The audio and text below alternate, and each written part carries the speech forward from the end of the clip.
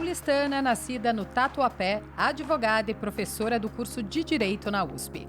A nossa convidada foi eleita vereadora da Câmara Municipal de São Paulo em 2024, com quase 50 mil votos. Isso mesmo, Carol. Ela atuou já como assessora na Secretaria de Segurança Pública de São Paulo e no Ministério da Justiça. Hoje nós recebemos no SampaCast a vereadora Janaína Pascoal. Eu, na verdade, não sou uma vereadora bairrista, como não fui uma deputada estadual territorial. Mas a vida inteira eu ouvi dentro da minha casa o seguinte, se você não sabe o que quer fazer da vida, né, faça direito. Porque quem faz direito pode ser tudo, até advogado. Eu sempre quis ajudar meu país. Eu não fui com a ideia de ser juíza, promotora ou advogada. Eu fui com a ideia de ter a formação para ocupar os espaços públicos. Então, eu sinto que eu dei para o país uma saída pacífica, né? Uma saída sem sangue, sem armas, uma saída pela Constituição Federal.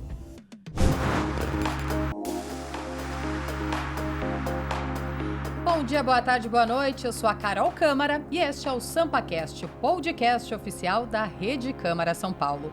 E hoje, ao meu lado, a repórter convidada, a minha xará, Carol Flores. Tudo bem, Cá? Tudo bem, Carol? Olá a todos. Olá, vereadora Janaína Pascoal. Seja bem-vinda ao nosso SampaCast e muito obrigada pela sua presença. Eu agradeço demais a oportunidade e cumprimento aqui as Caróis, as minhas interlocutoras do dia. Vereadora, vamos começar o programa falando um pouquinho da sua infância, né? Você nasceu no Tatuapé, como que foi o início da sua vida, como foi sua infância, o que você lembra lá da região? Bom, a bem da verdade eu nasci na Água Rasa, né? Mas morei, cresci, vivi a maior parte do tempo no Tatuapé, né? Então eu nasci na Água Rasa, que ali era perto da casa da minha avó paterna. Quando os meus pais conseguiram comprar o apartamento deles, que eu já tinha acho que uns 4 anos, compraram no Tatuapé. E aí eu mudei para o Tatuapé, mas sempre fiquei muito assim, entre a casa da minha avó na Água Rasa e a casa dos meus pais no Tatuapé. Eu vivi no Tatuapé até 24 anos, quando eu já tinha terminado a faculdade no Lago São Francisco e trabalhava já para o lado do centro, e aí eu mudei. Tá? Praticamente, né, o início da vida toda no Tatuapé, estudando ali.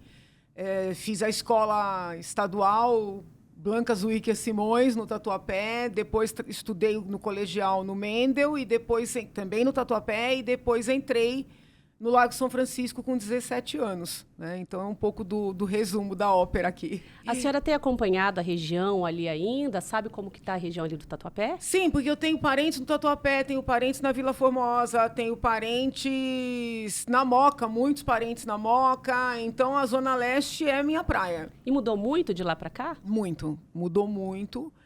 Não dá para dizer... Quando você tem uma ideia... Quando eu morava no Tatuapé, eu fazia inglês na Vila Mariana, na cultura inglesa da Vila Mariana. Eu ia, voltava, né? E, assim, às vezes os colegas falavam assim, tem muito presunto lá onde você mora. Aí eu demorei para entender o que era esse presunto. No imaginário do pessoal que morava mais na região central, o Tatuapé era uma área onde se encontravam corpos, assim. Eles tinham um imaginário que era Não sei o que eles pensavam. Eu fazia estágio, né, perto da região da Paulista. O pessoal que trabalhava comigo às vezes falava assim, ela vai viajar. Né, como se fosse uma coisa. Então, tinha no imaginário assim, uma coisa muito distante, uma falta de desenvolvimento. Eu acho até que, com todo respeito, era desconhecimento, né, dessas pessoas. Mas hoje dá para dizer que o Tatuapé se transformou ali num centro mesmo da Zona Leste, né? Com muitos comércios, com muitos restaurantes, com vida própria. Né? Tanto é que, quando eu fui fazer campanha na Penha, alguns moradores da Penha pediram para eu rever ou ajudar a discutir a questão dos tombamentos, por verem o Tatuapé crescendo, né? Guarulhos, que já é um outro município, mas fica ali próximo também, crescendo, e no olhar dessas pessoas, a Penha, vamos dizer, parada no tempo, né? Como uma cidade de antigamente, que tem todo o seu charme, né? Devemos aqui reconhecer. Até por força dessas solicitações, eu já fiz aqui, o que a gente não pode chamar aqui de audiência pública, mas uma reunião pública para debater os tombamentos. Isso que eu queria ver com a senhora também. O que a senhora tem de projeto para aquela região, que dá para ver que a senhora tem um carinho muito especial, Sim. né? Sim, eu, na verdade, não sou uma vereadora bairrista, como não fui uma deputada estadual territorial. Tá? Eu fui deputada estadual entre 2019 e 2023, e as minhas pautas sempre foram pautas pensando o Estado, né, quando eu era deputada, e pensando agora a cidade como vereadora, mas sem perder a conexão com o todo. Né? Pode perceber que nas minhas manifestações em redes sociais, nas minhas manifestações em plenário, com frequência aparecem assuntos de interesse nacional, de interesse estadual. Então, a minha perspectiva como pessoa pública não é bairrista. Né? Agora, quando você tem um determinado bairro, uma determinada região que tem uma pauta específica, na condição de representante do povo de São Paulo, eu não posso abandonar, entendeu? Então, se você fizer um levantamento dos 6, né, que, para quem não compreende, são ofícios que a gente manda por dentro de um sistema diretamente para a prefeitura.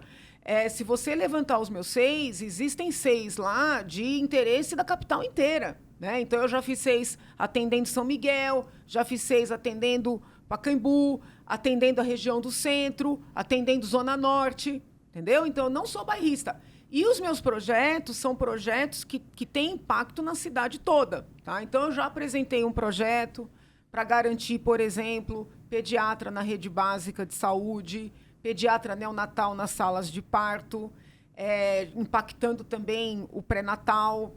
Eu já apresentei projeto para criar a figura do cuidador público, para atender os idosos, porque nós somos a capital que mais envelhece no país. Apresentei um projeto para instituir um programa de acolhimento de idosos na casa da pessoa, tá? Porque, assim, a gente fala, é impossível, né? Não existe tamanha bondade. Eu acredito na bondade, né? Da mesma maneira que existe a extrema maldade, é duro dizer isso, existe, né? Trabalhei na área penal a vida inteira, então a maldade existe.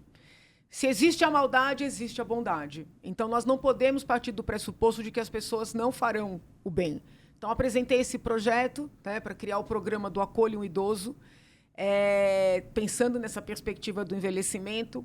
Apresentei um projeto para garantir fisioterapeutas nas UTIs, adulto e infantil, 24 horas. Hoje a gente tem por 18 horas, só que a pessoa pode se afogar, desculpa o termo, em catarro, né, a qualquer hora do dia. Né? Quem conhece o TI, quem conhece o trabalho do físio, entende o que eu estou falando. Né? Você não tem hora para se afogar, entendeu? E é necessário estar lá para poder literalmente desafogar a pessoa. Né? O trabalho da senhora, o projeto da senhora com o cuidador de idoso é bem inovador. Sim. Né? Sim, porque eu levantei, inclusive fora do Brasil, é inovador mesmo. E quer qualificar pessoas da periferia, Sim. Então traz trabalho e traz cuidado. Eu queria que a senhora falasse se um pouco mais. você pegar todos os candidatos a prefeito agora de 24, isso, todos falaram que queriam gerar renda e trabalho nas periferias. Todos falaram que queriam gerar renda e trabalho para as mulheres das periferias. Só que nenhum propôs nada objetivo. Né? A gente tem muito, eu não vou menosprezar, mas assim, oficina de cabeleireiro, oficina de manicure, oficina de cozinha, ok, né? Oficina de costura, acho tudo isso ótimo. Mas qual é o trabalho que no presente e no futuro próximo vai ser necessário? Cuidador de idoso. Cuidador já é, tá? Para as famílias que já têm condições de pagar, já é uma demanda real da atualidade.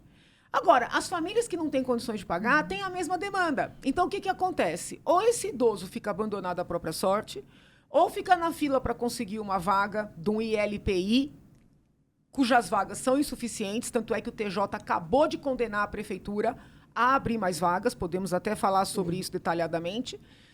Ou alguém da família tem que abandonar o trabalho e os estudos, o que reflete no sustento da própria família. Né? Então, vejam bem, são tantas as bolsas públicas distribuídas, e aqui eu vou incomodar os meus colegas ao falar, para que as pessoas não façam nada, para estimular as pessoas a não trabalhar, né? Porque hoje tem gente que não aceita uma proposta de emprego porque se aceitar perde uma bolsa.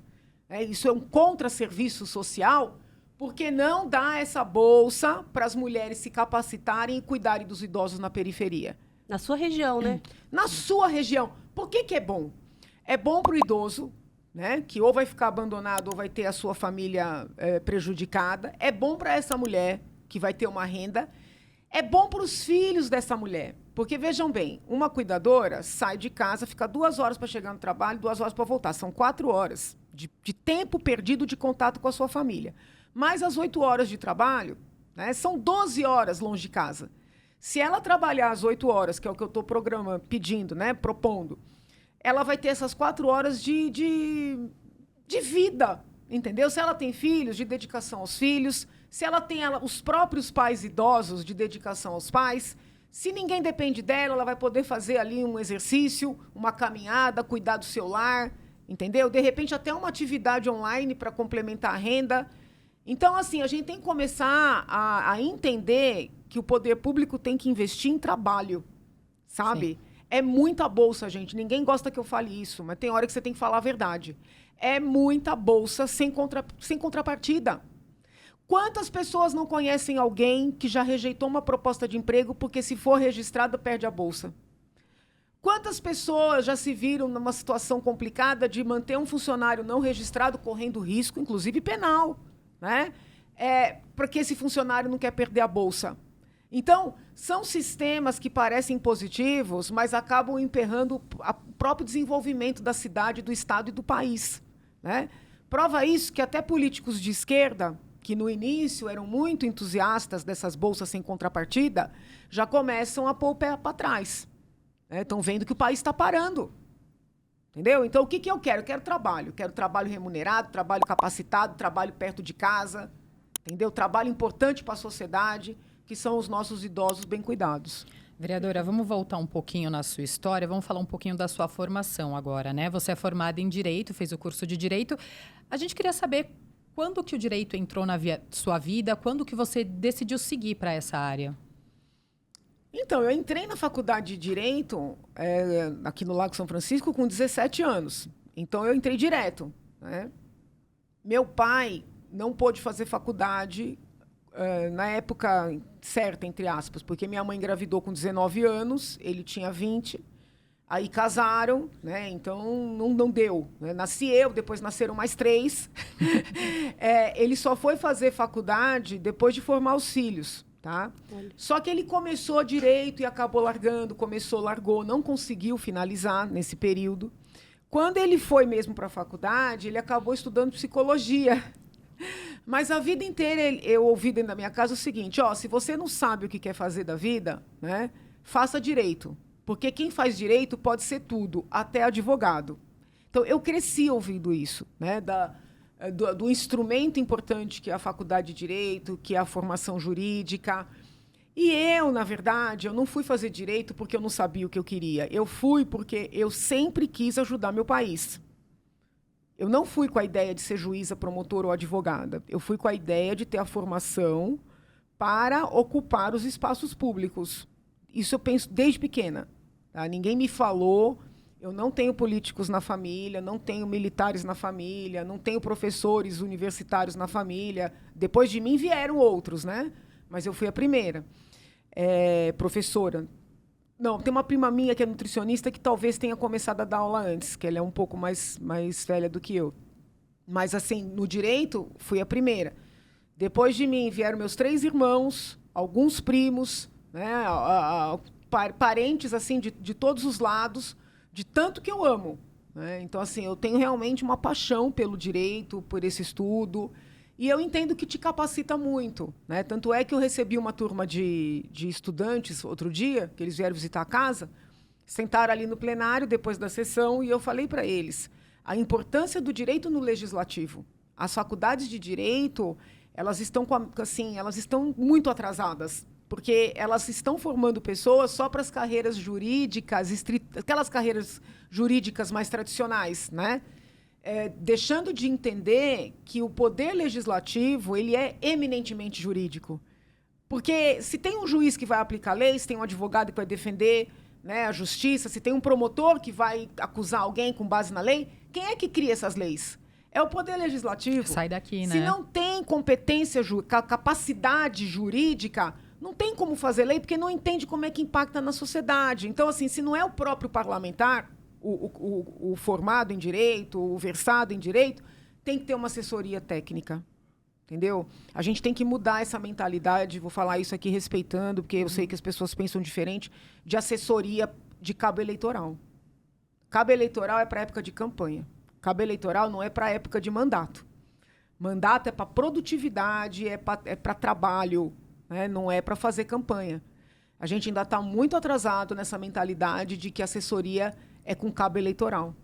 Tem que ser pessoas qualificadas. Isso aí até gera uma competência, uma concorrência desleal. Porque, veja bem, como é que alguém que nunca teve um cargo concorre com alguém que tem 4 anos de gente paga para fazer campanha o tempo inteiro? Né? Eu apresentei um projeto na Assembleia Legislativa e quero atualizar aqui, porque eu tenho adaptado alguns projetos meus da Assembleia aqui para a Câmara, né? Tem outros tantos que eu já apresentei, que eu acabei nem conseguindo falar todos, né? A gente vai falar ao longo do programa. Mas, assim, que regulamenta o gasto com publicidade de quem está no poder público. Não sou contra fazer campanhas, não sou contra investimento em campanhas, não é isso. Mas é campanha mesmo, não é propaganda. Porque senão é concorrência desleal. Um prefeito, um governador, um deputado, uma vereadora, seja quem for, que usa dinheiro público para se promover por 4 anos, está fazendo uma concorrência desleal com quem não tem o cargo. Esse dinheiro precioso, né, que eu acho que poderia ser bem menos, mas assim, é para instruir a população. Vou dar um exemplo. Nós vamos fazer uma campanha explicando para a população o que é o 156, como usar esse serviço, por que é importante registrar. As pessoas não sabem. Olha, nós vamos fazer uma campanha explicando para as pessoas que elas podem utilizar parte do seu IPTU para investir em projetos culturais, inclusive de restauração. As pessoas não sabem. Isso é interessante. Por exemplo, quando eu propus até alguns programas aqui para a TV Câmara, foi com essa mentalidade. Vamos usar esse instrumento para instruir a população. Entende? A gente está muito atrasado como povo. Às vezes você viaja para outras cidades, para outros estados, aquelas placas ridículas. Governo não sei da onde, a gente faz. O que aquilo adiciona para a população? Eu sou eu começo a ver muita plaquinha de propaganda, eu não voto. Eu não voto. Porque eu acho que assim, a pessoa não tem o que mostrar. Entendeu? Vamos instruir, vamos usar esses recursos preciosos para ajudar o nosso povo a andar com as próprias pernas. Vereadora, a senhora é professora na USP. Sim. E conta pra gente como que a senhora começou a dar aula na instituição. Então, eu fiz a faculdade lá, e aí eu me formei, acho que com 22, entrei com 17, me formei com 22. Quando cheguei no 5º ano, eu comecei a ficar assim com dor no coração de sair de lá. E aí, eu não tinha ninguém na família, assim, da área acadêmica, mas eu ouvi alguém falar que tinha gente que podia continuar e porque tinha um tal de mestrado. Aí eu fui me informar de como é que isso funcionava. Eu tinha que apresentar um projeto, fazer uma prova de línguas. Aí eu fui fazer um italiano, eu já fazia inglês, dava aula de inglês, né? Durante a faculdade inteira eu dei aula de inglês. Estou enferrujada, viu? Estou bem enferrujada agora, mas eu fui boa disso. Aí eu fui fazer um italiano instrumental, prestei as provas de línguas, né? Inglês e italiano. Passei nas duas. Aí teve a etapa técnica, né? De apresentar um projeto. Nossa Senhora, eu derrubei a biblioteca para fazer esse projeto e tal.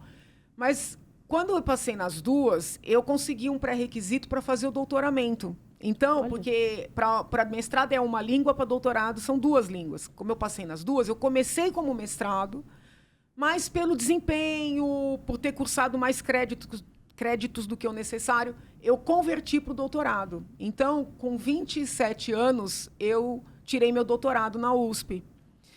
E abriu vaga para concurso. Aí eu me inscrevi, fiz esse concurso com 28 anos, fui aprovada, comecei. Então, desde 2003... que eu sou professora concursada na USP, que até tem gente que confunde, né? Porque a carreira ela tem vários degraus. Então, você entra como professor doutor, Aí você faz um outro concurso, apresenta um livro, defende esse livro e você vira professor livre docente. É um degrau na carreira, tá? É um nível a mais, mas você dá as mesmas aulas, não tem diferença em termos de atuação ali. São graus acadêmicos. Aí o último degrau é de titularidade, que você tem que abrir uma vaga dentro da USP, você apresenta um livro e concorre com outros colegas. Quando eu concorri à titularidade, eu fui reprovada. Tá? Éramos 4 candidatos, eram 4 candidatos, 2 vagas, e nós concorremos, e eu fui reprovada. Então, é muito comum as pessoas entrarem nas minhas redes e dizerem assim, olha aí, não sabe nada de direito, tanto é que queria ser professor e não é. As pessoas não entendem que isso é um degrau na carreira. Eu sou professora concursada desde 2003, né? Eu participei desse concurso, foi um negócio bem pesado na minha vida, vamos dizer assim. Fui reprovada, eu questionei essa reprovação, porque em nenhum momento eu disse que eu era melhor do que os meus colegas que estavam concorrendo. Então, em nenhum momento eu disse que eu teria que ganhar uma das vagas, né, de titularidade. Que, assim, a vaga de professor eu já tenho, mas existe um cargo, é uma pirâmide, né? Então, eu não disse que eu era melhor que os meus colegas, mas a reprovação, né, me pareceu muito injusta, porque quando eu fui olhar a avaliação do meu currículo, por exemplo, participações na imprensa, colegas tiveram um número de pontos alto, né, para esse quesito, vamos dizer assim, ou para publicações em imprensa, e tudo para mim era menos, entendeu? Eles avaliaram de maneira menor aquilo em que eu era melhor, entendeu? Então, assim, para mim, passou, né? Eu virei a página. Isso aí foi motivo de muita briga interna e que acabou indo para o externo também, porque, como eu questionei, eles me processaram. E foram muitos anos meus irmãos me defendendo e eu ganhei todas, com a graça de Deus e do trabalho dos meus irmãos. Então, foi um negócio bem pesado na minha vida, né? Mas eu ainda hoje entendo que foi uma questão ideológica. Não eu não ter ganhado, como eu disse, os meus colegas, todos, né, têm currículo, têm capacidade, são professores como eu, mas a reprovação, para mim, foi algo muito ideológico. A forma que avaliaram, né? Sim, porque assim, como é que você pega uma professora que está há anos numa instituição, que não falta aula, que dá todas as aulas, isso aí todos os alunos são testemunha, que tem publicações, que nunca deixou de atender a imprensa para esclarecer questões jurídicas, né? Eu sempre tive como prioridade atender a imprensa para esclarecer questões. Como eu sou muito estudiosa, eu entendia que era um dever, como uma professora de uma faculdade pública, atender a imprensa, né? Como é que pode dar 3? Entendeu? Né? Então, assim, se dessem, todo mundo desse 7. Ó, Janaína teve 7, passou, mas não ganhou. Os outros tiveram 8, 9, 10. Eu até aceitaria, mas 3, 5, entendeu? Nada, na minha cabeça, nada justifica isso. Né? E, vereadora, você ganhou grande notoriedade nacional, né, no processo de impeachment da ex-presidente Dilma Rousseff. Sim. Como que você avalia esse período? Você já falou que fez direito, não fez, já fez direito pensando no futuro, na sociedade, no país. Você acha que nessa época você teve certeza que você contribuiria mais com a sociedade, com o país, então, entrando para a política? Então, foi um negócio muito engraçado, porque... Não, eu não planejei entrar na política. Aquela situação toda me jogou para a política. Ainda não pensava na política. E mesmo assim, mesmo com a notoriedade. Não, eu tinha certeza de que era necessário tomar aquela providência. E eu percebia que ninguém estava com coragem de fazer. E ninguém estava com paciência de sentar e escrever a peça, sendo bem honesta, né? Aí eu perdi vários dias, várias madrugadas estudando e sentei e fiz a peça. E fui atrás de pessoas, vamos dizer assim, ilustres, que pudessem pegar aquela peça, assinar e apresentar. Eu não tinha a pretensão de eu tomar a frente, entende? Tanto é que quando eu conversei com o doutor Hélio Bicudo, eu falei, doutor, olha, aqui está a petição. Se o senhor concordar, o senhor assina, o senhor usa, o senhor junta com mais alguém, eu não preciso aparecer. Só que ninguém teve ou condições, ou coragem, ou vontade de levar adiante. Doutor Hélio tinha coragem, mas não tinha idade, né? Então, as coisas foram acontecendo, você entendeu? Sim. E eu não imaginava, porque para mim era tão claro que aquilo era certo, que era devido, que eu não imaginava que ia ser tão difícil, que ia ter tanta resistência, tanta luta. E assim, a coisa foi crescente, crescente, crescente, entendeu? Mas eu julgo aquele processo muito importante por várias razões. Além das questões envolvidas, né, propriamente, a sociedade precisava de uma saída. Eram muitas as manifestações, as pessoas esquecem, mas colocaram fogo no Itamaraty. Né? Porque juntou esquerda, juntou direita, juntaram várias pautas. Era aquela propaganda do vem para a rua, que a rua é a maior arquibancada do Brasil. Aquilo teve um efeito, o povo foi para a rua, puseram fogo no Itamaraty. Eu comecei a ver aquilo ali, eu falei, meu Deus do céu, a gente tem que dar uma saída pacífica. Né? A saída tem que ser pelo direito. Então, eu sinto que eu dei para o país uma saída pacífica, né? Uma saída sem sangue, sem armas, uma saída pela Constituição Federal. Entende? Então, assim, teve um momento que eu dei uma entrevista no curso do processo que eu falei assim, gente, minha avó queria que eu fosse médica, né? E eu tinha notas para ser médica. Tanto é que, em alguns momentos, as pessoas disseram, você vai desperdiçar, entre aspas, né, essas notas com o direito. E quando eu fiz aquele processo, eu falei assim, olha, Deus está me mostrando que era isso que eu tinha que fazer, porque se eu não tivesse a formação que eu tive, se eu não fosse estudiosa como eu sou, eu não teria percebido um caminho pacífico, né? Porque a sociedade estava conflagrada, né? Tava assim, a coisa estava muito tensa, e era esquerda e direita. E havia um núcleo, um grupo da direita que não queria também conciliar. Isso as pessoas não sabem. Eu apanhei muito e fui muito ameaçada pela esquerda. Mas eu fui muito atacada pela direita quando eu fiz aquele processo de impeachment. E como se manter? Porque se a direita e a esquerda estavam ali nesse momento atacando a senhora, vamos dizer assim, como se manter nesse processo e ir até o final? Eu acredito que é Deus.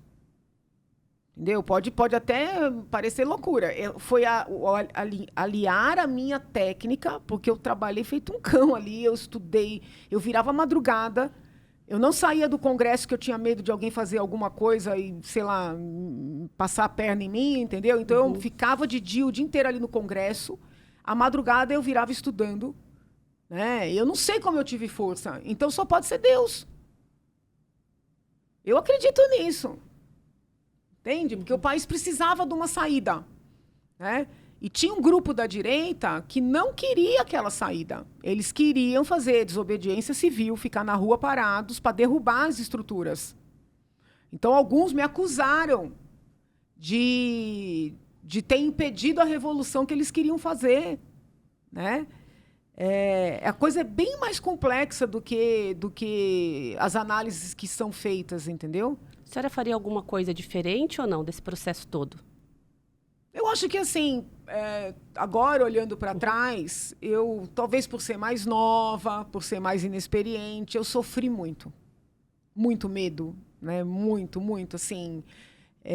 Talvez eu tivesse, né? Se eu tivesse fazendo agora, talvez eu tivesse maior tranquilidade de espírito, entendeu? Foi muito pesado. Vereadora Carol, a gente ainda tem muito para falar aqui no programa sobre a sua carreira, sobre os planos, mas a gente precisa fazer um rápido intervalo, então não saia daí que o SampaCast volta já.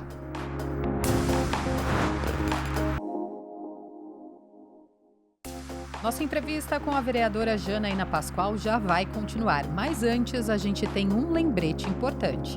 Isso aí, Carol. Você que está curtindo esse episódio pode ficar por dentro de toda a rotina da Câmara e acompanhar todos os nossos conteúdos no canal oficial da Câmara no YouTube. É muito fácil. Aponte seu celular para o QR Code aqui na tela ou dentro do YouTube, clique no botão e inscreva-se. Não saia daí, que voltamos já.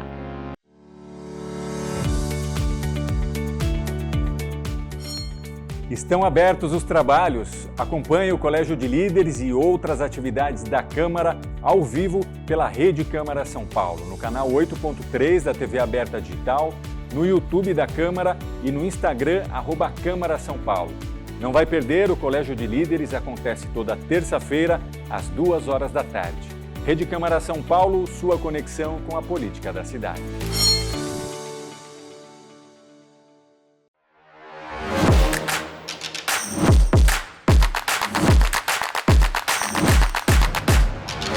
Você sabia que o Diversidade existe há mais de 10 anos e que é um dos primeiros programas do Brasil com assuntos relacionados à pessoa com deficiência?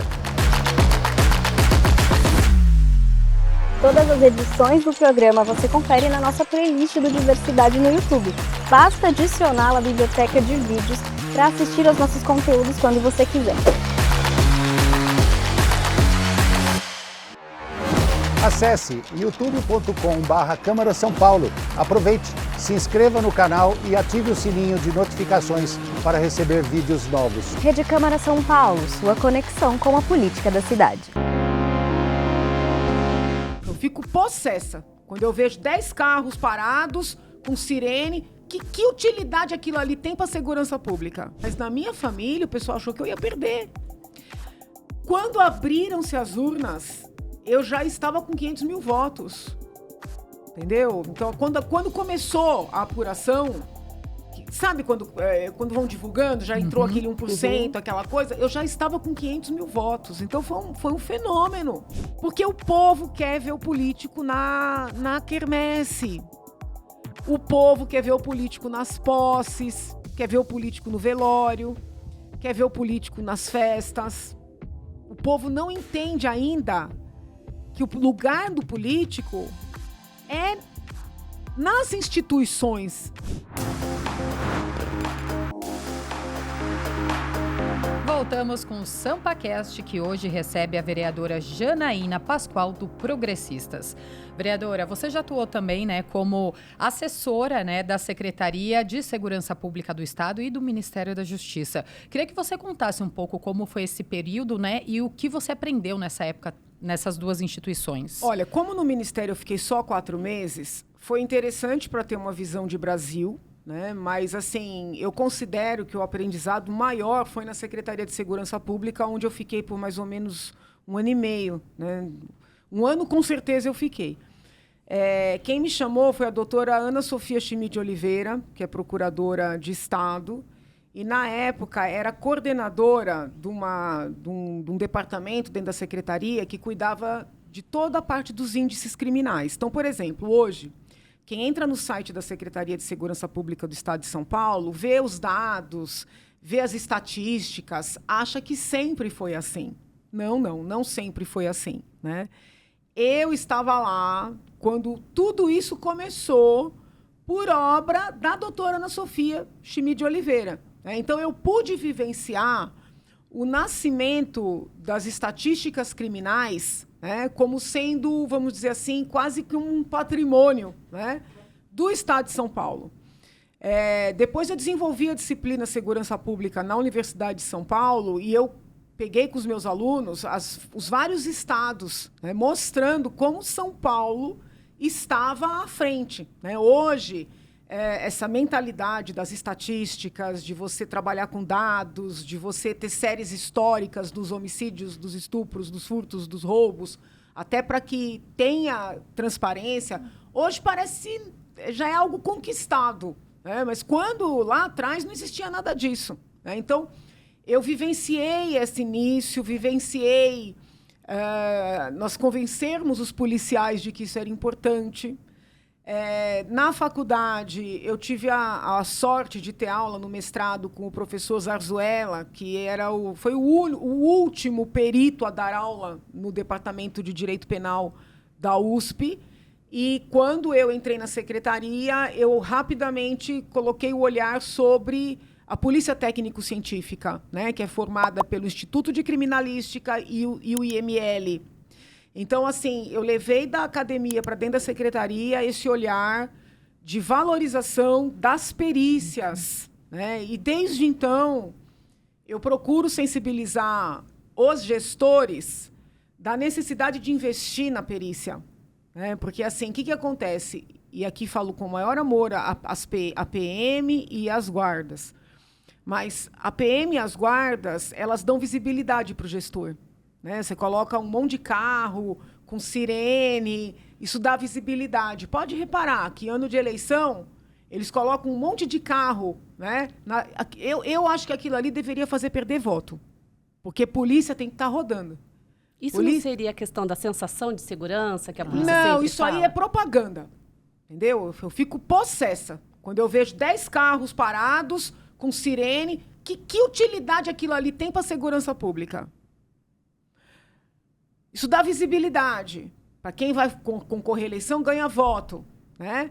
Mas a verdade é uma só. Quem quer combater o crime, investe em polícia ostensiva, investe em polícia judiciária, que são as que fazem as investigações, as civis, mas investe especialmente em perícia. Porque uma boa perícia resolve um caso. Seja para punir o culpado, seja para eximir o inocente, né? Tanto é que quantos casos nos Estados Unidos de pessoas que estavam no corredor da morte não foram solucionados graças aos exames de DNA? Então, assim, é muito interessante, eu considero muito importante ter vivenciado a universidade, muitos anos como advogada, eu advoguei muitos anos, né?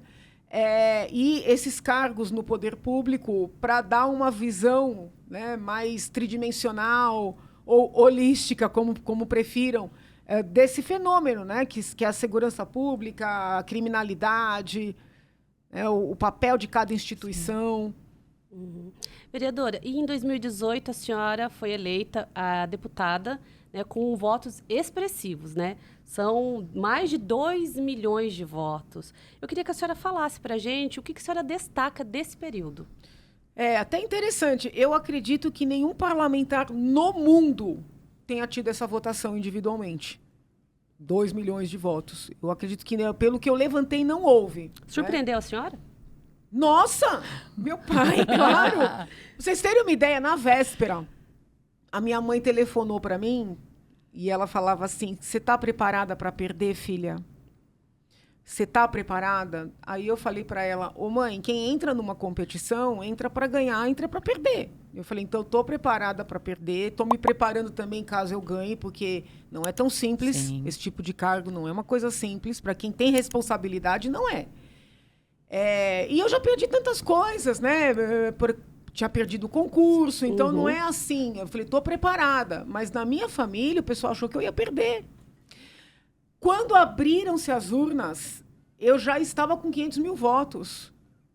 Entendeu? Então, quando começou a apuração, sabe quando vão divulgando, já entrou aquele 1%, aquela coisa, eu já estava com 500 mil votos. Então, foi um fenômeno. Qual foi a reação da sua mãe quando depois viu a totalização dos votos? A minha mãe, nesse ponto, eu sou muito parecida com a minha mãe. Né? Eu tenho, assim, o otimismo do meu pai, sou sonhadora, acredito que é possível, mas, ao mesmo tempo, eu tenho o pé no chão da minha mãe, entendeu? Então, ela não gostou, né? Ela ficou feliz, entre aspas. Ela falou: isso aí vai dar problema, você vai se meter em confusão. Então, assim, eu também fiquei cética. Né? Eu falei assim: bom, isso não é normal. Então, isso é sinal de que tem alguma coisa muito séria que Deus espera de mim. Porque você ser eleito com esse tanto de voto te dá mais responsabilidade, né? Sim. Entendeu? É muita expectativa em cima de você. Muita gente acreditando. Muita gente acreditando, entendeu? Então, assim, foi algo bom, mas eu fiquei cética o tempo inteiro, sabe? Não saí aí gritando, nem pulando. Eu falei: não, vamos aguardar as missões, né? Para bem desempenhar. E, assim, a vivência na LESP foi muito importante para mim. Quando eu cheguei na LESP, alguns colegas me receberam e falavam assim: doutora, o que a senhora está fazendo aqui? Isso aqui é o cemitério dos prefeitos. Aqui ninguém faz nada, né? E o que eu disse para os colegas e digo aqui, assim, essa coisa de que aqui ninguém faz nada depende das pessoas. Você pode ter um ambiente que nunca ninguém fez nada e se você chegar lá e quer fazer, você faz. Então, eu trabalhei muito na Assembleia. Eu trabalhei muito. por força dos pedidos que me foram feitos durante a campanha, conforme eu ia visitando as cidades, eu acabei me envolvendo muito com a área de saúde, né? Eu fui visitar hospitais no estado inteiro, ia em cada sala, né? As minhas visitas nunca são visitas para tomar um café na administração. Eu sempre vou para o front, quero ver centro cirúrgico. Mesmo quando eu compus uma comissão de política criminal e penitenciária de São Paulo, eu ia visitar os presídios, eu descia nas celas. Então, as minhas visitas sempre são reais, né? Então, eu conheci São Paulo bastante, o estado, né? E isso gerou em mim um amor que eu confesso que antes eu não tinha, né? Eu nasci aqui, cresci aqui. É óbvio, né? Viajo muito por São Paulo, interior, litoral, mas eu amava o Brasil. Né? Aquela coisa do Brasil, formato de coração, Brasil, coração do mundo. Sempre fui muito apaixonada pelo Brasil. Quando eu fui lá para o Congresso falar sobre o processo, isso acho que ficava visível, né, nas minhas manifestações. Mas tendo ocupado esse lugar de deputada estadual, eu me apaixonei por São Paulo. Né? Assim, o dia que eu fui em Rosana, para quem não sabe, Rosana é aquela pontinha do mapa. Eu estava ali na pontinha, nossa, eu até chorei. Eu falei, gente, é muito emocionante eu estar na ponta do mapa, né? Então, isso me fez conhecer muito o nosso povo, um povo, assim, acolhedor, um povo amoroso, um povo exigente. Né? O paulista é exigente, então não dá para você fazer qualquer trabalho, né? Então, foi muito importante. Aprendi muito da dinâmica de uma casa legislativa. As pessoas não valorizam o cargo de deputado estadual, mas, às vezes, passam projetos na Assembleia de valores, em termos orçamentários, maiores do que na Câmara Federal. Interessante. As pessoas não entendem isso. Então, essa coisa de diminuir, com todo respeito, é ignorância. Sim. É ignorância.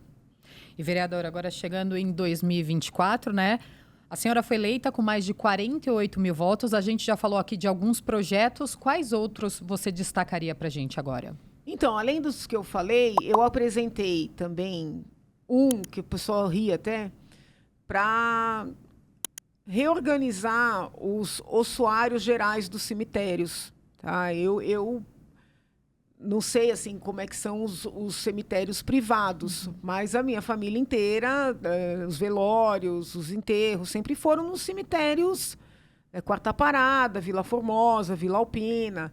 A pessoa que vivencia esses cemitérios, que anda por ali, já deve ter visto buracos com corpos misturados, com crânios. Né? Então, quando eu entrei na Assembleia, eu apresentei um projeto que eu adaptei aqui para a Câmara, de uma obrigação dos cemitérios, sejam públicos, sejam concedidos, sejam privados, organizarem esses ossuários gerais de forma a ter esses esqueletos, esses restos mortais identificados. Eu já entendia que isso precisava ser feito pela dignidade humana, né? Pelo respeito aos mortos, que são valores que eu estudo e ensino para os meus alunos. Mas, na vivência como deputado estadual e o contato, por exemplo, no IMESC, nos IMLs, no IC, eu tive relatos de peritos evidenciando como essa mistura de corpos prejudica as perícias para fins de apuração de crimes e, principalmente, para fins de investigação de paternidade. Então, eu apresentei, porque, assim, eu fui visitar o IMESC, né? Numa das ações que eu já conhecia como advogada, como estagiária do 11 de agosto, que eu atendia a população carente quando eu era aluna. Mas eu fui conhecer como deputada, que aí é diferente, você entra mais. Eu acompanhei a retirada do DNA de um fêmur, de uma pessoa falecida, para uma investigação de paternidade pós-mortem. Se você já tem o fêmur identificado, tem um custo, mas é o custo só da extração daquele fêmur. Se você tem um monte de corpo misturado e o juiz manda identificar, eles têm que pegar os ossos, fazer essa identificação entre os esqueletos misturados para saber quem é o pai em perspectiva, o pai questionado, para daí fazer a perícia, entende? Isso é um gasto para o poder público. Então, apresentei o projeto, municipalizei aqui e foi muito interessante que eu apresentei esse projeto na tribuna. E o vereador Silvinho Pediu coautoria, porque disse que na vivência dele, ainda como assessor, quando ele era assessor aqui na casa, ele constatou tudo que eu coloquei na fundamentação do projeto. Apresentei um projeto mais recentemente, que para mim é muito caro, assim, muito importante. Quero crer que terei apoio de todas as mulheres da casa. Digo isso porque, em regra, a esquerda é contra, numa atitude de muita incoerência, e eu vou cobrar. A hora que elas começarem a obstruir o meu projeto, eu vou cobrar. O que acontece? Hoje, se uma mulher é estuprada, ainda não importa a idade dessa mulher, e ela vai no sistema de saúde, ela vai ter direito, se quiser, a interromper essa gestação, tá? O problema é o seguinte, ela interrompe a gestação e o estupro não é investigado. Numa atitude de incoerência com a legislação toda vigente, porque a legislação vigente, de há muito, determina que se o hospital tem conhecimento de um crime processável mediante ação penal pública incondicionada, tem que notificar a polícia. E tem lei mais recente dizendo, se o hospital toma contato com uma situação de violência à mulher, tem que notificar a polícia. Bom, as colegas da esquerda, né, fazem um escândalo quando a mulher toma um chacoalhão para que a polícia haja, para que esse companheiro que deu um chacoalhão seja preso. Agora, no crime mais grave, que é o crime de violação sexual, o crime de estupro, elas não querem que investigue? Então, eu apresentei um projeto que em nenhum momento tira da mulher essa possibilidade de interromper a gravidez, que é uma possibilidade prevista na legislação penal, muito embora haja toda uma discussão sobre o momento, que eu não estou enfrentando nesse projeto, que eu não quero polêmica. Eu quero consenso na investigação necessária desse estupro. Então é o seguinte, a mulher chegou no sistema de saúde, quer fazer a interrupção? Ela vai ser instruída da possibilidade da interrupção, da possibilidade da não interrupção, da possibilidade de o bebê, né, ser dado para adoção. Decidiu interromper? Interrompe. A polícia vai ser notificada para investigar o estupro, para não ter nenhuma chance dessa mulher, que elas alegam que vão investigar a mulher pelo aborto, para não ter nenhuma chance, no projeto está claro. Se o estupro for investigado e não conseguir provas do estupro, ou contra a pessoa apontada, ou não encontrar o autor, a mulher não vai responder pelo aborto. Então, eu estou deixando bem claro que não tem nada a ver com a mulher. Uhum. Não tem desculpa para não me apoiar. E eu consegui uma grande coisa, né? Eu fiz uma reunião com o vereador Murilo Lima, que é o líder da minha bancada, e o deputado federal Bruno Lima, que é irmão, né, do vereador Murilo. E o deputado Bruno abriu portas para eu sugerir projetos que possam ter impacto nacional. Eu encaminhei para ele, juntamente com a equipe, eles adaptaram o projeto e já protocolizaram na Câmara. Então, um projeto que nasce aqui na Câmara Municipal já está em trâmite na Câmara Federal. Vereadora, na Câmara são 55 cadeiras, cada vereador com seu diferencial. E qual que é o diferencial da vereadora Janaína? Eu entendo que tem dois grandes diferenciais, o que não significa que seja melhor que os colegas, tá? Mas que são marcas minhas. Talvez 3. Primeiro, essa questão do olhar técnico, né, que tá em mim, não é só porque eu estou aqui, é em qualquer lugar que eu esteja. Eu tenho esse olhar técnico, essa preocupação técnica. Depois, uma valorização do trabalho interno, né? O político, em geral, em regra, não valoriza o trabalho interno. O trabalho no plenário, o trabalho nas comissões.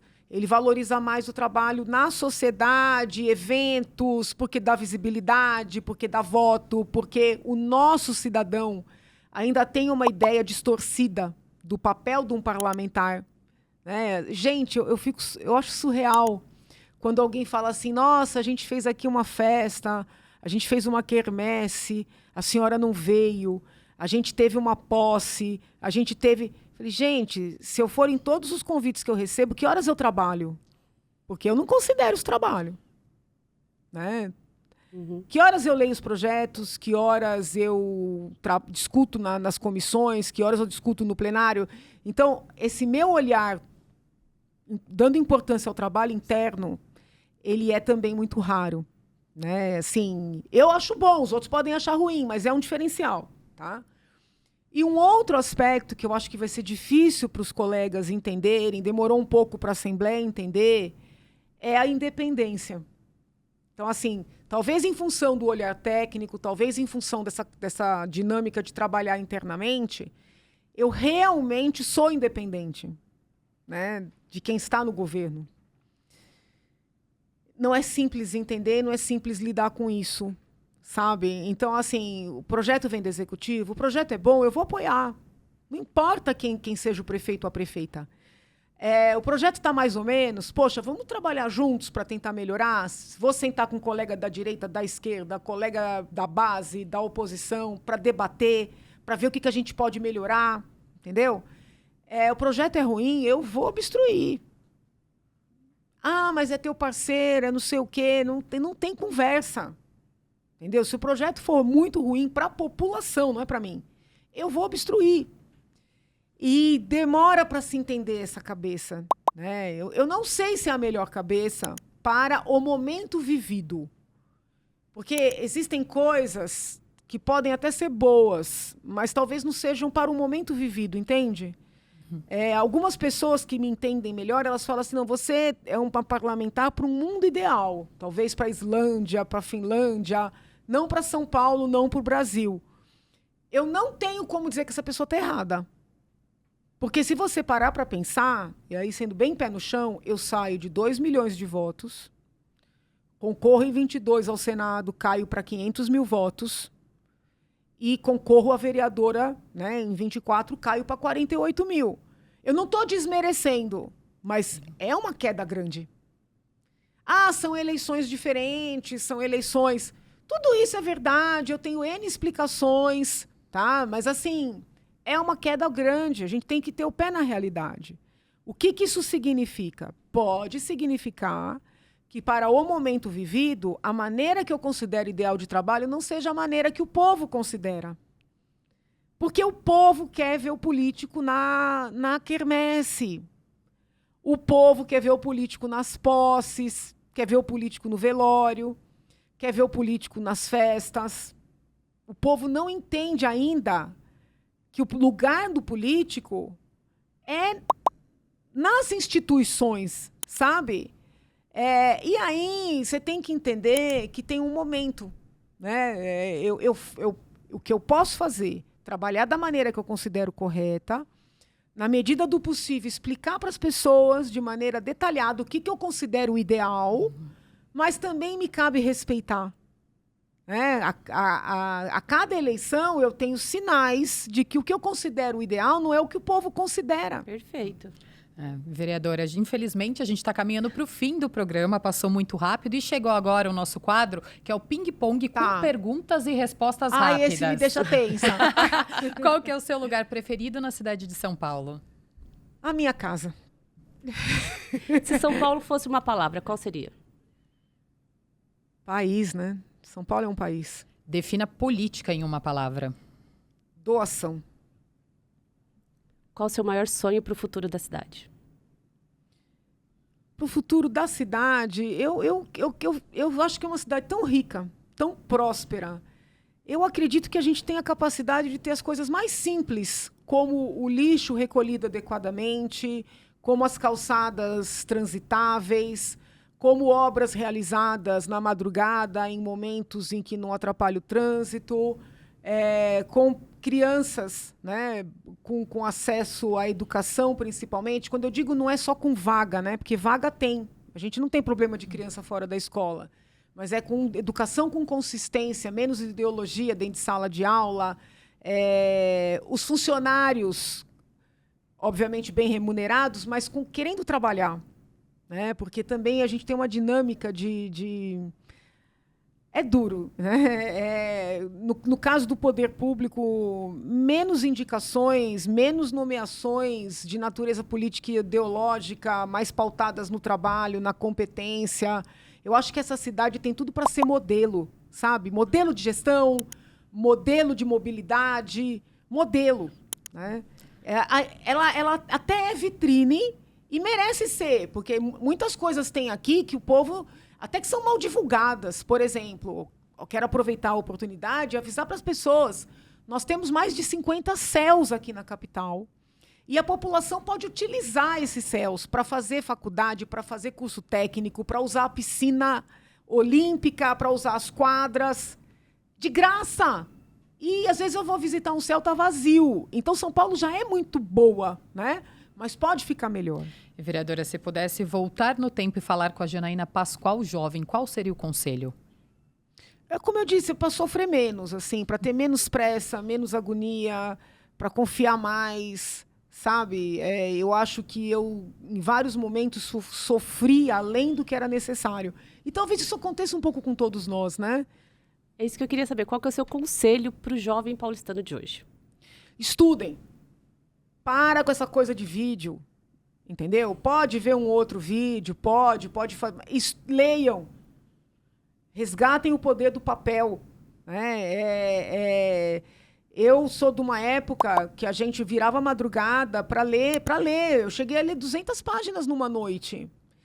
E quando eu comecei a dar aula, era comum eu dar textos para os meus alunos de 100 páginas, de uma semana para outra. E agora você dá um texto de 10 páginas, e eram textos em outra língua. Você dá textos de 10 páginas em português, e o aluno não lê. Entendeu? Eu estou falando no nível universitário. Então, assim, estudem, leiam, preparem-se, porque nós temos lugar para todos, mas a gente tem... Assim, tá faltando gente com compromisso, com vontade, com conteúdo. Vereadora, saindo agora do ping-pong, para quem está te conhecendo agora no programa, qual que é o recado que você quer dar? Quem que é a Janaína? Você pode falar diretamente para essa câmera, um recado breve. Bom, sou Janaína Pascoal, eu estou vereadora, né? Eu não sou. Né? Eu estou, nesse momento, trabalhando aqui na Câmara Municipal, servindo a capital, mas sempre com um olhar mais global, pensando no nosso estado, pensando no nosso país, me coloco à disposição para troca de ideias. Né? São 4 anos em que eu vou trabalhar por aqui. Né? O futuro a Deus pertence. Vereadora, eu queria agradecer muito a sua presença aqui no SampaCast. Faltou tempo para a gente falar tudo que a gente queria, Muita né, coisa. Carol? Obrigada. 3 mulheres juntas? Então, um problema. Obrigada, viu? A senhora Eu volta que numa agradeço. próxima vez. Contem comigo. Muito obrigada pela sua participação. Muito obrigada, Carol. Obrigada a você pela companhia hoje, Cá. E é isso, esse foi o SampaCast de hoje, galera. Semana que vem tem mais. Continuem acompanhando os conteúdos da Rede Câmara pela TV Câmara São Paulo, pelo portal da Câmara e também pelas nossas redes sociais. Não se esqueça também de se inscrever no nosso canal no YouTube. Rede Câmara São Paulo, sua conexão com a política da cidade. Tchau, galera. Tchau!